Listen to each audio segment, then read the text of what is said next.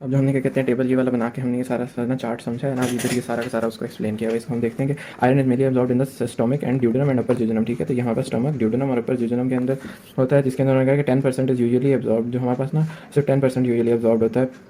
और लेकिन उन्होंने कहा कि जिनमें एनीमिया होता है ना, उनमें आयरन की एब्जॉर्प्शन जो है ना मच हायर हो जाती है, बिकॉज उनकी आयरन बॉडी डिमांड्स बढ़ जाती होती हैं। तो उन्होंने कहा कि iron is found in food in ferric form Fe3 positive वाली फॉर्म होती है। ठीक है, उस फॉर्म के अंदर होता है। उसके बाद जब वो ना अंदर आते हैं ना हमारे पास इस ल्यूमेन के अंदर, तो यहाँ पे गैस्ट्रिक HCl होता है। ठीक है, और उसके बाद फिर Fe3 पॉजिटिव जो है ना वो रिलीज हो जाती है फूड से। उसके बाद फिर रिलीज होने के बाद उन्होंने कहा कि हमारे पास यहाँ पे ना रिड्यूसिंग सब्सटेंस विटामिन C और सिस्टीन वगैरह होते हैं, जो कि Fe3 पॉजिटिव को फेरस फॉर्म Fe2 पॉजिटिव में ले जाते हैं। फेरस फॉर्म में सॉल्युबल एंड रेडिली अब्सॉर्ब्ड, और फेरस फॉर्म जो होती है ना वो रेडिली अब्सॉर्ब्ड और सॉल्युबल होती है। यहाँ पे ये सारी ये बात इन्होंने यहाँ पे बताई हुई है। उसके बाद ये वाली बात अभी बीच में छोड़ के उसके बाद यहाँ से हम देखें तो iron in the mucosal cells के अंदर उन्होंने कहा कि जो Fe2 पॉजिटिव एंटर होती है ना म्यूकोजल सेल्स में, ये वाली नीचे से जो हो रही थी, तो ये वाली जो हो रही है ना, तो उन्होंने कहा कि इसकी ना बाय एब्जॉर्प्शन ऑक्सीडाइज ये, उन्होंने कहा कि ये हमारे पास ना अब ऑक्सीडाइज हो जाती है एक फेरोक्सीडेज की क्या कहते हैं ना मदद से, और ये फेरोक्सीडेज फिर इसको Fe3 पॉजिटिव में कर देता है, फिर Fe3 पॉजिटिव जाके एपोफेरिटिन से मिलती है और हमारे पास फेरिटिन बना देती है, जो कि हमारे पास टेम्परेरी स्टोरेज होती है। ठीक है, टेम्परेरी स्टोरेज फॉर्म होती है। उसके बाद फिर जब हमारे पास ये टेम्परेरी स्टोरेज फॉर्म बन जाती है, फिर ये थोड़ी सी देर बाद क्या कहते हैं ना दोबारा से ना इसको वो हो जाता है। उन्होंने कहा ये या तो हमारे पास ना लॉस्ट हो जाती है या फिर हमारे पास ये कभी कभार ना स्टोरी रहती है। तो आगे उन्होंने ट्रांसपोर्ट के अंदर इसकी ये बताया कि हमारे पास ये जो आयरन ना फेरिटिन से ये निकलती है, ठीक है, फेरस स्टेट के अंदर वापस Fe2 पॉजिटिव। उसके बाद फिर ये हमारे पास ना आगे चली जाती है प्लाज्मा के अंदर, एंटर्स द प्लाज्मा। अब एंटर द प्लाज्मा के अंदर इन्होंने कहा कि हमारे पास ना ये ना इज ऑक्सीडाइज टू फिर ये फेरिक फॉर्म Fe3 पॉजिटिव में हो जाती है सेरोप्लाज्मिन के जरिए। ठीक है, जो कि जिसकी फेरोक्सीडेज एक्टिविटी होती है।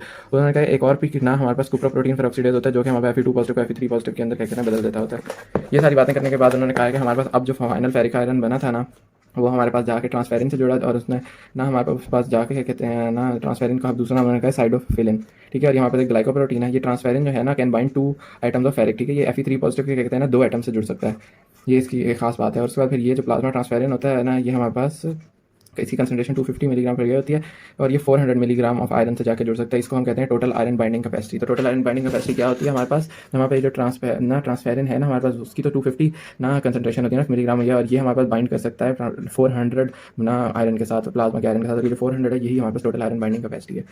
उसके बाद स्टोरेज के अंदर देखें तो उन्होंने कहा कि हमारे पास iron stored in liver, spleen and bone marrow in the form of ferritin. Ferritin के अंदर होता है in the mucosal cell. Ferritin जो है वो टेम्परेरी स्टोरेज के तौर पे भी होती है। सारी बातें होगी। A molecule of apoferritin combined with 4000 atoms of iron. ठीक है, ये म्यूकोजल सेल में जो टेम्परेरी बना बनता है ना, उन्होंने कहा एपोफेरिटिन जो है वो 4000 एटम्स ऑफ आयरन के साथ जुड़ता है। ठीक है, उन्होंने कहा maximum iron content of ferritin is around 25%, और मैक्सिमम क्या कहते हैं ना आयरन कंटेंट जो होता है ना फेरिटिन का वो 25% होता है। आगे उन्होंने कहा एक और क्या कहते हैं ना आयरन स्टोरेज प्रोटीन है हेमोसाइड्रिन। ठीक है, can hold about 35% of iron, ये 35% तक आयरन को रख सकता है। ये एक्यूमुलेट होता है बॉडी के अंदर, स्प्लीन और लीवर के अंदर, जब सप्लाई ऑफ आयरन होती है वो एक्सेस के अंदर होती है। मैंने कहा जब हमारे पास ना ओवरलोड हो जाता है आयरन का, तो ये हमारे पास यहाँ तक हो गया। उसके बाद हमारे पास ना अब बीच में हमने ये वाली डायग्राम को यहाँ तक हमने समझ लिया है। इसके बाद हम देख रहे हैं ये जो फैक्टर्स हमने बीच में छोड़ दिए कि फैक्टर्स अफेक्टिंग Fe एब्जॉर्प्शन के ना आयरन की एब्जॉर्प्शन, ये हमने वहाँ पे भी कहते हैं पास पेपर्स में भी देखे हैं कुछ फैक्टर्स, वहाँ से भी हम देख ले, वहाँ पे उन्होंने अलग अलग करके भी लिखे हैं कि कौन से डिक्रीज कर रहे हैं कौन से इंक्रीज। तो वहाँ वाले का निमोनिक मैं यहाँ पे बता देता हूँ कि वहाँ पे जो फैक्टर्स डिक्रीज करे थे उनको हमने देख लिया था मेड हैक्स के नाम से। ठीक है, और बाकी क्या कहते हैं ना दूसरे हैं वो हमारे पास नाम, बाकी 4 वो इंक्रीज करने वाले लिखे। बाकी हम इनको भी पढ़ लेते हैं। इन्होंने कहा कि हमारे प्रोमोट कौन कौन से करते हैं जी, एसिडिटी करती है यानी low pH, ascorbic acid, vitamin C, alcohol, fructose और सिस्टीन, ये सब जो है हमारे पास प्रोमोट करते हैं। इसके अलावा आयरन डेफिशिएंसी एनीमिया जो है वो हमारे पास ना इंक्रीज करता है Fe एब्जॉर्प्शन को। उसके बाद स्मॉल पेप्टाइड्स और आयरन ना अमाइनो एसिड जो है ये भी फेवर करते हैं। फिर ये जो फाइलेट हैं और ये जो ऑक्सलेट हैं ये इंटरफेयर करते हैं। इसी तरह हमारे पास जो हाई फॉस्फेट कंटेंट हो जाए या फिर ये भी हमारे पास ना वो करता है ना डिक्रीज करता है, और अगर लो फॉस्फेट कंटेंट हो तो वो प्रोमोट करता है। ठीक है, उसके बाद हमारे पास ना impaired absorption is observed in malabsorption syndrome. अगर सिंड्रोम मेल स्टेहोरिया हो जाए ना तो मेल एब्जॉर्प्शन सिंड्रोम्स के अंदर तो ऑब्वियसली फिर एब्जॉर्प्शन कम ही होगी ना, मेल एब्जॉर्प्शन जो सिंड्रोम है। उसके बाद हमारे पास है पेशेंट विद टोटल और सर्जिकल रिमूवल ऑफ स्टमक, जिसको हम गैस्ट्रेक्टमी भी कह देते हैं। ठीक है, तो यह स्मॉल इंटेस्टाइन वगैरह ये तो आयरन एब्जॉर्प्शन जो होगी उसमें सीवियरली इम्पेयर्ड होगी। तो ये सारे इसके फैक्टर्स आ जाते हैं। ठीक है, तो यहाँ से भी देख लीजिएगा और वहाँ से भी देख लीजिएगा, वीडियो है उसमें। उसके बाद हमारे पास म्यूकोजल ब्लॉक थ्योरी क्या कहते हैं आ जाती है, म्यूकोजल ब्लॉक थ्योरी, और आगे हमारे पास ये जो लिखा हुआ है ना कि iron is one way substance, दोनों में सेम ही बात है कि ना म्यूकोजल ब्लॉक थ्योरी है कि haemostasis of iron is maintained by regulating iron absorption. कि म्यूकोजल ब्लॉक थ्योरी जो है ना वो ना आयरन एब्जॉर्प्शन को रेगुलेट क्या कहते हैं करती है। वो यानी म्यूकोजल ब्लॉक थ्योरी के अंदर उन्होंने कहा कि होम्योस्टेसिस ऑफ आयरन जो है ना वो मेंटेन होता है आयरन एब्जॉर्प्शन की रेगुलेशन से। उन्होंने कहा कि ये ना हमारे पास जाके एक्सक्रीशन ऑफ आयरन पे नहीं क्या कहते हैं असर करती, आयरन एक्सक्रीट होता ही नहीं, आयरन बहुत कम अमाउंट में एक्सक्रीट होता है। ठीक है, ये आयरन एब्जॉर्प्शन के ही जरिए होम्योस्टेसिस को मेंटेन करती है। ठीक है, तो उन्होंने इस बारे में यही बात कही है। तो ना उन्होंने कहा कि ना ये जो ना phenomena of regulating iron absorption है ना इसको हम म्यूकोजल ब्लॉक थ्योरी कहते हैं। और उन्होंने कहा कि ना बाकी सारों में से कोई भी न्यूट्रिएंट ना इस तरह रेगुलेट नहीं होता जिस तरह ये रेगुलेट होता है। अगर आयरन का स्टोर ज़्यादा होगा हमारे पास तो हमारे पास एब्जॉर्प्शन कम हो जाएगी, अगर हमारे पास ना आयरन का स्टोर कम हो जाएगा तो हम एडिकेट हो जाएगा, तो फिर हमारे पास एब्जॉर्प्शन ना वो हो जाएगी डिक्रीज।